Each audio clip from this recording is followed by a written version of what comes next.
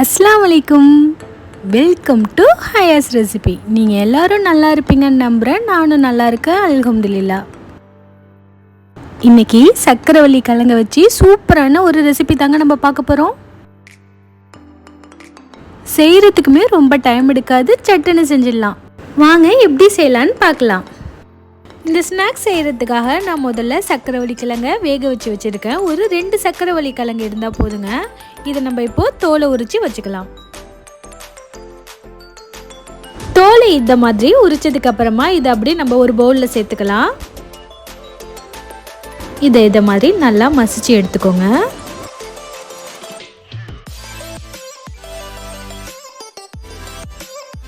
இந்த அளவுக்கு கட்டிகள் இல்லாமல் நல்லா ஈவனாக மசிச்சு எடுத்துக்கலாம்.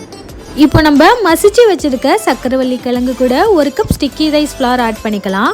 உங்கள்கிட்ட சப்போஸ் ஸ்டிக்கி ரைஸ் ஃப்ளார் இல்லைன்னா 1/2 கப் மைதாவும் 1/2 கப் அரிசி மாவும் கலந்து ஆட் பண்ணிக்கோங்க. உங்களுக்கு கரெக்டாக இருக்கும். உங்களுக்கு ஸ்டிக்கி ரைஸ் ஃப்ளார் வேணும்னா அமேசானில் கிடைக்குது, நீங்கள் ஆர்டர் பண்ணி வாங்கிக்கோங்க. இதை மாதிரி அந்த அரிசி மாவு கூட சக்கரவள்ளி கிழங்க கலந்து வச்சுக்கோங்க. இப்போ அது கூட 1 டீஸ்பூன் சுகர் ஆட் பண்ணிக்கலாம். அது கூட 1/2 டீஸ்பூன் சால்ட் ஆட் பண்ணிக்கலாம். இது எல்லாத்தையும் தண்ணி சேர்த்து நல்லா சப்பாத்தி மாவு பதத்துக்கு கொஞ்சம் கொஞ்சமாக இதை மாதிரி பனஞ்சு எடுத்துக்கோங்க. நீங்கள் சக்கரவள்ளி கிழங்க மட்டும் வேக வச்சு வச்சுருந்தா போதுங்க. இது செய்கிறதுக்கு ரொம்பவே ஈஸியாக இருக்கும், சட்டுன்னு செஞ்சு முடிச்சிடலாம். ஃபஸ்ட்டு தண்ணி நிறையா ஊற்றி பனைஞ்சிடாமல் இது மாதிரி கொஞ்சம் கொஞ்சமாக தண்ணி சேர்த்து ஆட் பண்ணி நம்மளுக்கு சப்பாத்தி மாவு பதத்துக்கு பனஞ்சு எடுத்துக்கலாம். இப்போ நம்ம எல்லா மாவையும் இதை மாதிரி ஈவனாக பனஞ்சு எடுத்தாச்சு. இதை 10 நிமிஷத்துக்கு மட்டும் மூடி போட்டு நம்ம மூடி வச்சிட்டோன்னா நம்மளுக்கு இன்னும் கொஞ்சம் மாவு சாஃப்டாக கிடைக்கும். அதனால ஒரு 10 நிமிஷம் மூடி போட்டு மூடி வச்சுருங்க.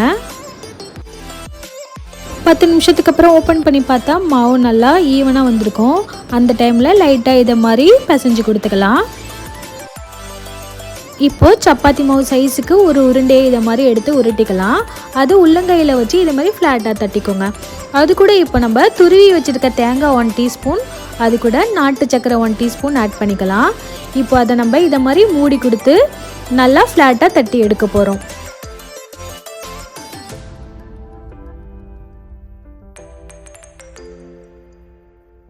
இந்த அளவுக்கு ஃப்ளாட்டாக தட்டினதுக்கு அப்புறமா நம்ம வெள்ளை எள்ளு கூட மேலே இதை மாதிரி அப்ளை பண்ணிக்கலாம். இதை மாதிரி மீதி இருக்கிற மாவுலையும் நம்ம தட்டி எடுத்துக்கலாம்.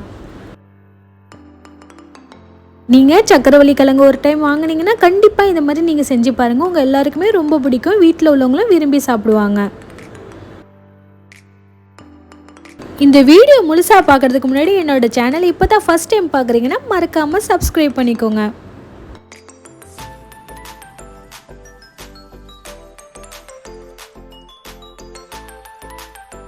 இப்போது நம்ம இதே மாதிரி எல்லாத்தையும் ரெடி பண்ணி எடுத்து வச்சாச்சு. இதை நம்ம அப்படியே எண்ணெயில் சாலோ ஃப்ரை பண்ண போகிறோம். இதை மாதிரி ஒரு அகலமான பாத்திரம் வச்சு அதில் எண்ணெய் கொஞ்சமாக ஆட் பண்ணிக்கலாம். அது மீடியம் ஹீட்டு வந்ததுக்கப்புறமா நம்ம ரெடி பண்ணி வச்சுருந்த சக்கரவள்ளி கிழங்க ஆட் பண்ணிக்கலாம். எப்போதும் நம்ம சக்கரவள்ளி கிழங்க அவிச்சு சாப்பிடாம இதை மாதிரியும் செஞ்சு சாப்பிட்டு பாருங்கள், டேஸ்ட்டு ரொம்பவே நல்லாயிருக்கும். நம்ம இப்போது எண்ணெயில் எல்லாமே ஆட் பண்ணியாச்சு. ரொம்ப டீப்பாக ஃப்ரை பண்ணாமல் இதை மாதிரி ஷாலோ ஃப்ரை பண்ணாலே நம்மளுக்கு சாப்பிட்றதுக்கு ரொம்பவே டேஸ்ட்டாக இருக்கும். இப்போ நம்ம ஒரு சைடு வெந்ததுக்கப்புறமா இன்னொரு சைடு திருப்பி போட்டுக்கலாம். இதை மாதிரி நல்லா திருப்பி திருப்பி போட்டு கோல்டன் ப்ரௌன் கலர் வந்ததுக்கப்புறமா நம்ம எடுக்க போகிறோம். நம்மளுக்கு கிழங்கு எல்லாம் ஆல்ரெடி வெந்திருக்கிறதுனால இது வேகிறதுக்கு ரொம்ப டைம் எடுக்காது, சீக்கிரமாகவே சுட்டு எடுத்துடலாம். இப்போது இன்னொரு சைடும் இதை மாதிரி திருப்பி போட்டுக்கோங்க. இப்போ உங்களுக்கு பார்க்கும்போது தெரியுது ஒரு சைடு நம்மளுக்கு நல்லா வெந்து வந்திருக்கு பாருங்கள். இந்த கலர் நம்மளுக்கு பர்ஃபெக்டாக இருக்கும். இன்னொரு சைடும் நம்ம வேக வச்சு எடுக்க போகிறோம். இதை மாதிரி 2 சைடும் வந்ததுக்கப்புறமா நம்ம எண்ணெயை விட்டு எடுத்துடலாம்.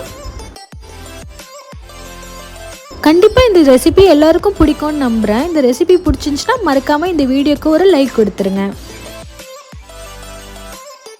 வெளியில் பார்க்கும்போது நல்லா கிறிஸ்பியாகவும் உள்ளார சாஃப்டாகவும் சாப்பிட்றதுக்கு ரொம்பவே ஒரு அட்டகாசமான ஸ்நாக்ஸ் ரெடி ஆகிடுச்சிங்க. கண்டிப்பாக ட்ரை பண்ணி பாருங்கள்.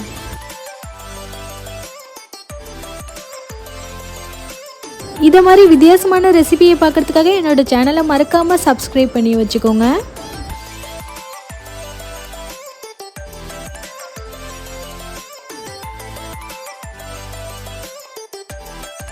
இது சாப்பிடும்போது நல்லா வெளியில் கிறிஸ்பியாக உள்ளார சாஃப்டாக அந்த தேங்காய் சர்க்கரையோடு சாப்பிடும்போது டேஸ்ட் ரொம்பவே அல்டிமேட்டாக இருந்துச்சு. கண்டிப்பாக ட்ரை பண்ணி பாருங்கள்.